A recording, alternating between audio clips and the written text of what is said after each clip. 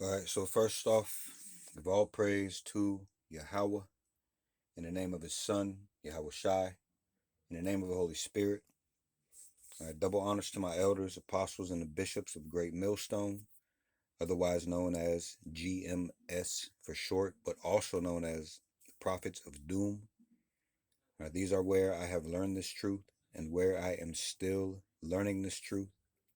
And also, I would like to say shalom to the remnant and the elect of Israel. Lord willing, I'm of that number. Okay, so being that we are gonna, Lord willing, okay, gonna start going over these precepts, promises, and prayers as a threefold cord, speaking about how they uh, apply to the chapters that they are within, and also how they apply to the Israelites that are scattered in this world, especially okay here in Babylon the Great. Okay, we need the Lord's precepts. All right, we need the promises, we need the prayers, all these things that we find in these scriptures. All right, we hold these things dear to us. Okay, as Israelites who have found their way back to Yahweh and Yahweh Shai. All right, so being that we are going to speak about precepts again, let's get the definition of a precept.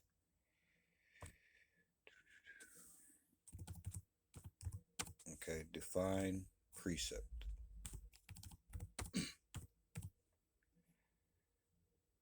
Let me see. Should I add something else to this? Define precept and explain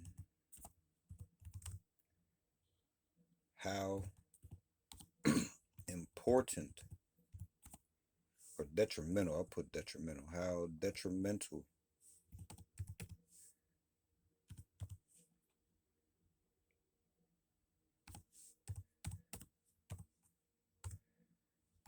the Lord's precepts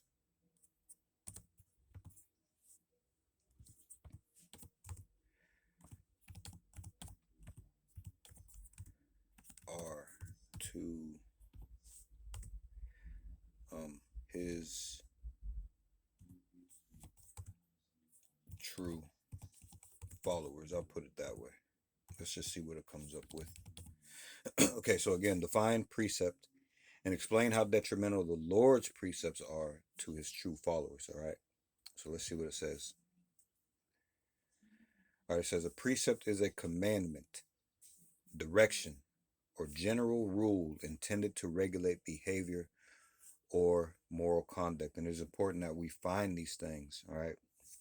Especially knowing that, if we wake up and we die to this world, we know that there's a difference, right? There's a complete separation between this world as far as morally, spiritually, and between this world and waking up to the truth. Okay, so it is important for these things that put us back on the path, for us to hold tight to these things. And these precepts, all right, are exactly those things that guide us. All right. I hope I said that correctly. All right. But so again, a precept is a commandment, direction, or general rule intended to regulate behavior or moral conduct. And being that we are awakened back to this, all right, we understand how detrimental a precept of the Lord is. We know for a fact, without question, that we needed our thoughts and our behaviors regulated. Okay. All right. So it says in a religious context, particularly within the Bible, it represents a divine instruction or rule of action that guides believers on how to act, often serving as moral or practical guidelines. Now, what I didn't put in here, all right, which I usually do when I search, is GMS Israelite doctrine. Okay, I put I sometimes, well, mostly all the time now, I put use the correct names. All right, Yahweh and Yahweh Shai. Okay, but that's why you hear these words like believers instead of Israelites or men of the Lord. Okay, so just know, you have to know what we're talking about here. Okay, when I say believers, um, when I put believers in that search bar, all right, I meant the ones who are truly following Yahweh and Yahweh Shai. All right, I just wanted to clear that up. Okay, so it says based on biblical perspectives, the Lord's precepts are not considered detrimental to his true followers, but rather beneficial, life-giving, and protective. And that's what I meant. All right, I meant the importance of. So maybe I did use the wrong word, detrimental there. Okay, but these things are beneficial and life-giving. Okay, and protective. Okay, all three. All right. So definition and nature of the Lord's precepts. It says definition. It says a precept, all right, is a guide for daily conduct, often viewed as a lamp unto my feet. We're speaking about the Lord's ways here, right? Okay, that regulate behavior and thought. If you're walking along the right path, all right, you have changed your mind. You have repented. Change your mind about how you view the world. All right, change your mind about living um, uh, according to your emotions, your feelings. Okay, we have died to that, and now we are about the truth. The Lord is setting us back straight, man. Okay, and these are things that are very important to take heed to. All right, they are a lamp unto your feet. Okay, purpose. It says they are designed for the good of the individual, serving as an intervention by a superior for the subject's welfare. Let me look something up really quickly here. An intervention. What kind of people are interventions performed on? Let me see. What kind of people um, usually need interventions? Ask that. Ventions. Let me see. So, what kind of people usually need interventions? What kind of people or personality types? Let's put it that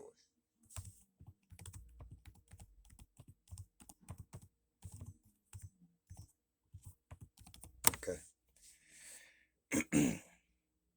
Interventions are typically needed by individuals whose behaviors, often driven by addiction, mental health conditions, or severe personality traits, have become destructive, unimaginable, and dangerous to themselves or others, yet who remain in denial about the severity of the situation. And that sums up the people of this world. All right, Israelites will speak to you first and foremost. All right, you are whom the Lord loves. Okay, we are the ones that the Lord loves and that He is setting straight.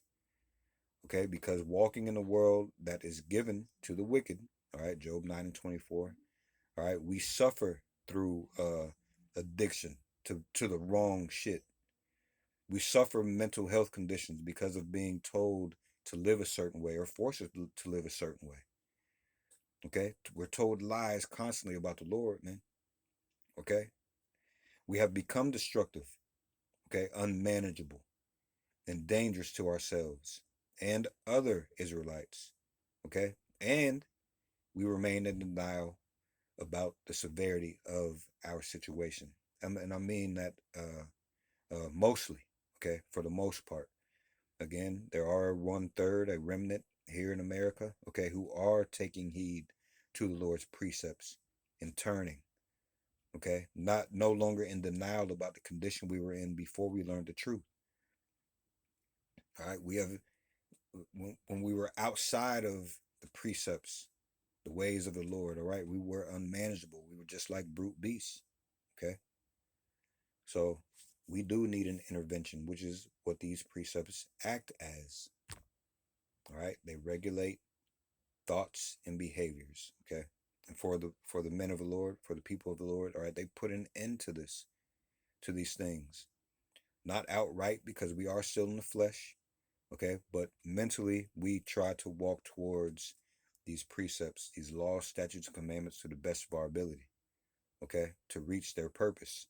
And speaking of their purpose again, all right, they are designed for the good of the individual, serving as an intervention by a superior, Yahweh Bashim Yahushai, right, for the subject's welfare.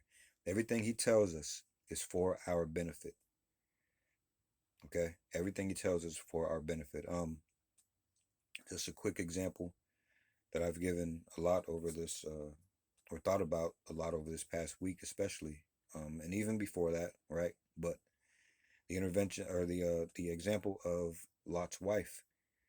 All right, my elders, apostles, all right, teachers, brothers, all right, they have given this example of if you could imagine, okay, what you should visually uh, uh, uh, be able to read. You should be able to read these scriptures and then have a visual counterpart. All right, you should be able to imagine these things, okay, that are going on.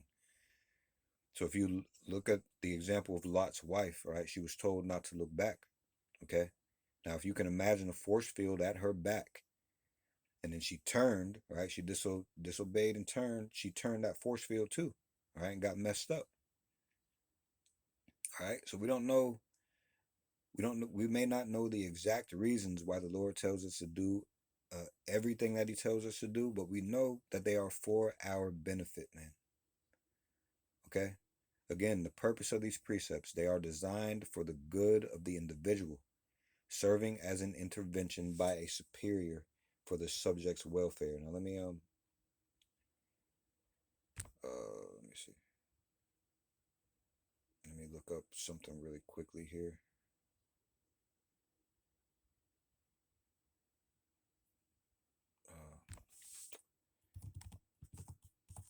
Okay, through thy precepts. Okay, through the Lord's precepts, because there are rules and regulations of men down here. All right, but we're speaking about the Lord's precepts right now.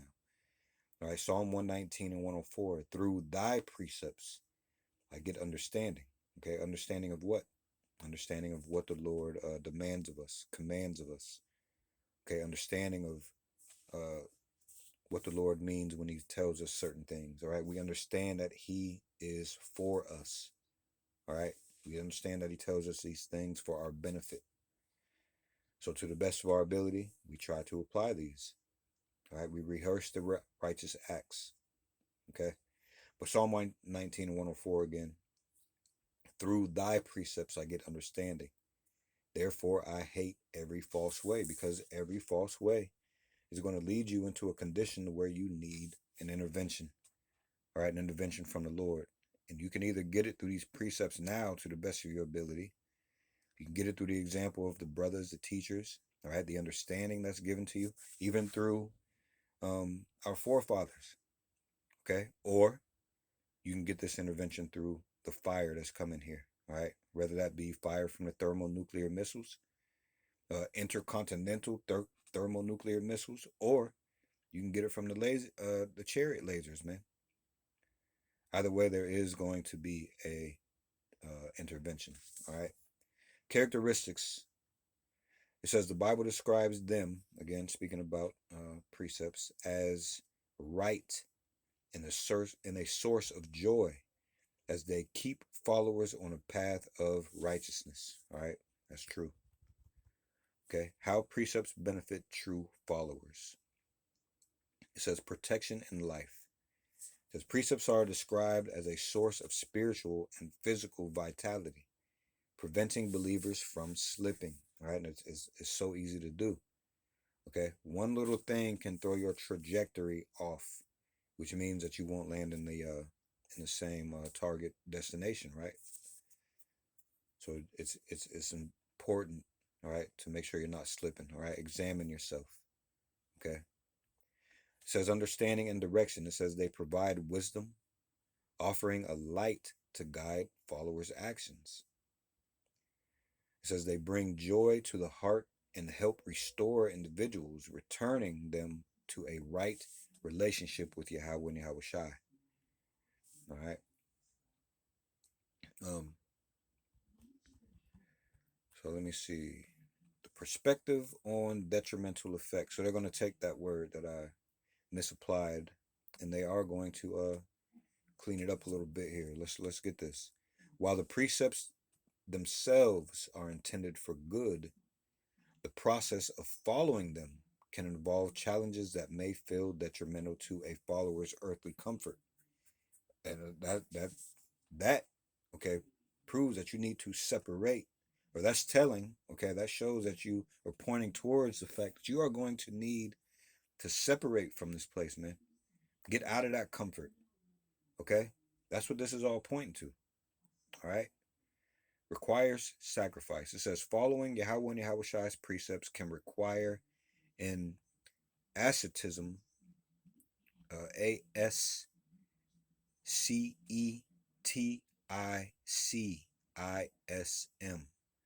It says requiring followers to give up certain desires or even endure suffering or martyrdom.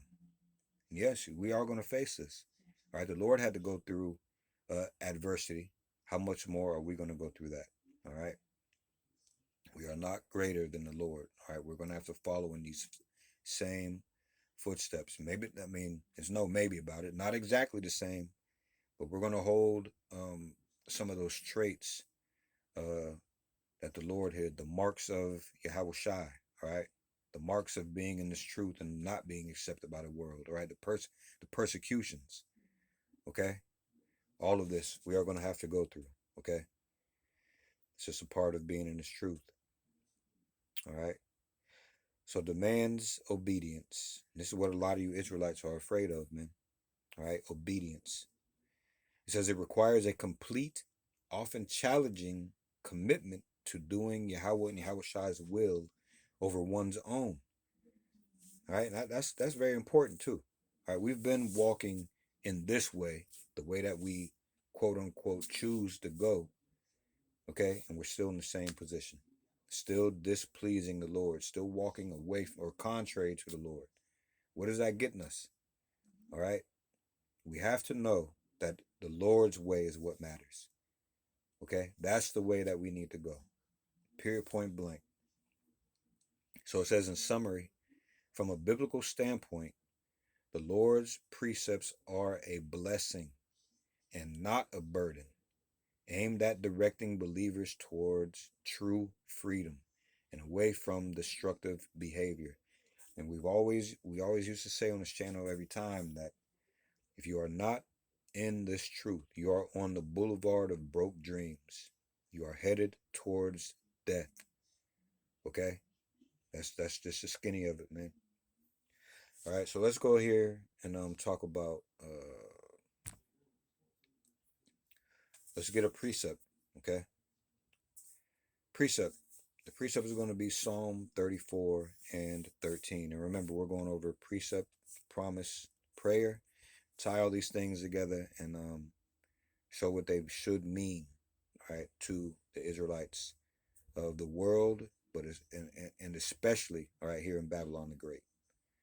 All right, so the precept, Psalm 34 and 13. Keep thy tongue from evil and thy lips from speaking guile. All right. The context says King David wrote this psalm while he was in a tight spot, pretending to be mad before Abimelech so he wouldn't be killed. He was teaching the children, okay, the Israelites, that if you want to see good days and stay under the protection of Yahweh Bashim Yahushai, that you have to watch what comes out of your mouth. Okay, it says in this chapter, the fear of Yahweh is the beginning of wisdom. All right, the fear of Yahweh Bashim Yahushai is the beginning of wisdom. Okay, so when it mentions the tongue in this verse, all right, this isn't just about bad words. Okay, and the truth, all right, the tongue represents your doctrine and your conversation, all right, your way of life. I heard someone mention when we were at camp, I'm pretty sure it was this last camp in Columbus last week, that some guy was asking about, do you know that the Lord says, he asked us what we eat, or if we eat, I think he might have mentioned swine or something like that. I can't remember exactly.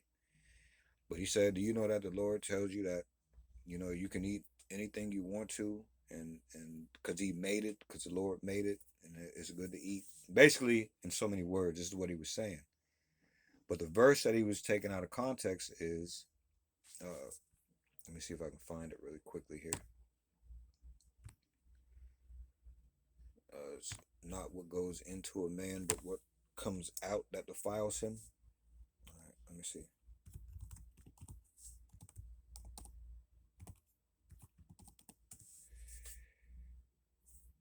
Let's see.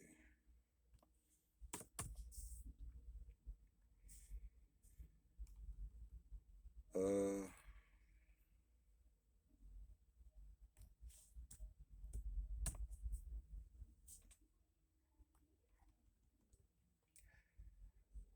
okay, hold on. Okay, here it is. This is Mark 7 and 15. I'm going to just go here and get straight to the point. It says, "There is nothing from without a man that entering into him can defile him, but the things which come out of him, those are they that defile the man." Okay, speaking of doctrine, belief, all right, through studying and reading, there are a lot of things that are not of the doctrine of the Lord, all right, but us reading them isn't going to defile us. But if those things get into us enough and we start believing in them, all right, holding these things up, extolling these things, all right, and we start speaking about them, this is what is coming out of you that defiles you. Okay, so let me read that again. There is nothing, again, Mark 7 and 15. There is nothing from without a man that entering into him can defile him, but the things which come out of him, those are they that defile the man. All right, speaking of these wayward doctrines. And this is what is important about getting the understanding. All right, a lot of people can go out and start babbling about a scripture that they apply their own understanding to. Okay, but it is, again, the Lord's understanding that we need to conform to. Okay, what do they say? There's around 8, 9 billion people on the planet. There's probably 8, 9. I mean, potentially there could be 8, 9 million doctrines. Then, if we all went by our own thoughts and emotions and in our walk, our own individual walk. Okay, that's why the Lord has gathered us from the world and brought us back to His mind. This is what gets us all together. Okay, this is what gathers us. We understand His word. Okay, we agree with His word. All right, we have faith in His word. All right, and we know that this is the only thing that matters. All right, even if you didn't believe or have faith or think that the Lord's words were right, does that change it? No. Okay, no, it doesn't. So let me go back here now. Yeah, so going back here to this precept, okay, keep thy tongue from evil and thy lips from speaking guile.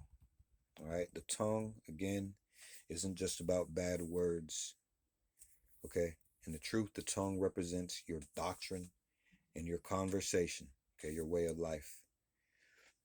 When it mentions evil, okay, this refers to speaking against the men of Yahweh Ba'Shem Yahweh Shai in their doctrine, okay? This is what this talks about. So when you hear about filthy communication, it's not talking about shit, fuck, damn.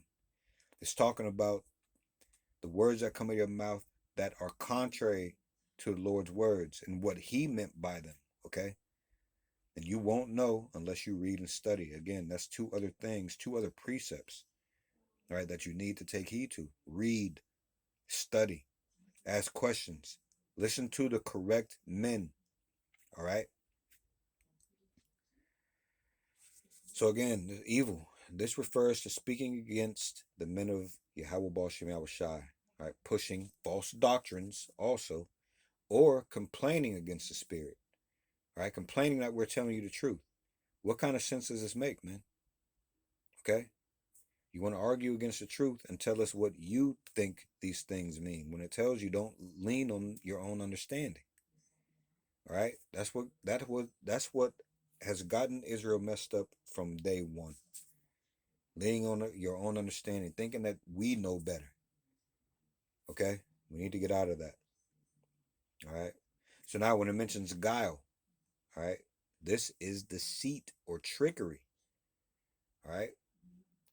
It's the leaven of the Pharisees or being a hypocrite.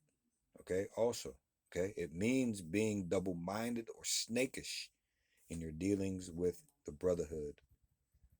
Okay. Keep thy tongue from evil and thy lips from speaking guile or lies or some other false doctrine. Okay. And again, how do you know the truth from a false doctrine? You have to read, you have to study. But above all this, the Lord has to give you the spiritual power to understand what is being said to you. Okay? He has to give you the power to be able to walk in this lit path and to endure in it. All right? Because it's not about finding it or, it finding you. It's about you enduring in this thing. All right? Until when? Is it until tomorrow? Is it until next month? No, it's all the way until the Lord comes back, man. Okay? All the way until the Lord comes back. We have a job to do. Okay? And we are a part of our Father's business. That's what this is about. Okay? So the application for the scattered in Babylon the Great. It says, for the Israelites in Babylon the Great, which is America if you don't know yet. Okay? It says, the tongue is a snare. We are surrounded by a culture of gossip. Okay? Which they might tell you that is free speech. Okay? But just because you are at liberty to do certain things or say certain things doesn't mean that you should. Okay? And we're surrounded by liars, man. All right, which is why we have to go out there and preach and teach these words to the scattered tribes of Israel because they've been lied to. All right. So this precept tells the elect to stop talking like the people that we are surrounded by. All right. Quit talking like these other nations, which means that you have to quit thinking like them. All right. So it gives an example. It says, when you are at your job or out in the world, you don't speak guile. You don't move like a two-time loser. It says, most importantly for the brothers in the camps, this means keeping the doctrine pure. If you speak lies or smooth things, you are speaking guile, and Yahweh will cut you off. You must speak the 100% truth, all right, without watering it down also. You can't be worried about people's feelings. Because again, there's even a worldly saying, all right, facts don't give a fuck about feelings. It's the same thing with these scriptures, more so. All right. So I just wanted to go over that. Hope this came through as sincere and edifying. And this was just a precept. All right. One precept among many. All right. Next video, Lord willing, we'll go over the promise, maybe even the promise and the prayer. I don't know how it's going to go, but Lord willing, it'll be in order. Okay. So with that, I hope this came through as sincere and edifying. And I'd like to say all praise to Yahweh in the name of his son, Yahweh Shai, in the name of the Holy Spirit. All right, double honors to my elders, apostles, and the bishops of Great Millstone, otherwise known as GMS for short, but also known as the Prophets of Doom. These are where I have learned this truth and where I am still learning this truth. And also I would like to say shalom to the remnant and the elect of Israel. Lord willing, I'm of that number. And Lord willing, we'll see you in the next video. Shabbat Shalom.